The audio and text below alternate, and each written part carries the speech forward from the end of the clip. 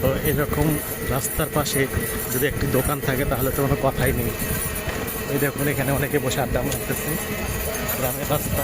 এই যে এখানে একটি দোকান আছে, খুব সুন্দর। সকালে এখানে বসে চা খাচ্ছে, গল্প করতেছে। গ্রামের আসলে পরিবেশটা অন্যরকম। ঢাকা শহরের এই জ্যাম জাটের ব্যস্ততা ছেড়ে একটু গ্রামে আসলে অনেক ভালো লাগে।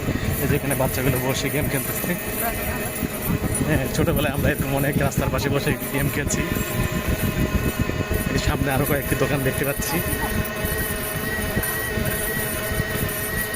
আপনাদেরকে দেখাই। এই সামনের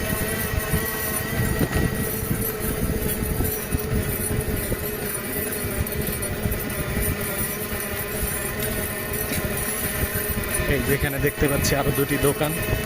কেউ বসে চা খাচ্ছে, কেউ গল্প করতেছে, কেউ মোবাইল টিপতেছে, মানে কেউ বিড়ি খাচ্ছে, কেউ পান খাচ্ছে।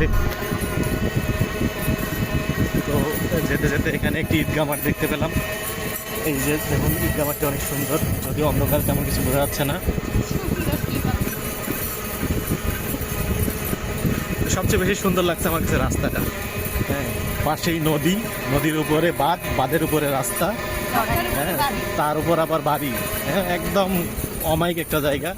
আমি যদি আবার কখনো সুযোগ পাই তাহলে আবার চলে আসবো এখানে। এখানে আসার পর অনেক ভালো লাগছে। তো আপনাদের কেমন লাগলো অবশ্যই কমেন্ট করে জানাবেন। ভালো থাকবেন, আল্লাহ হাফেজ।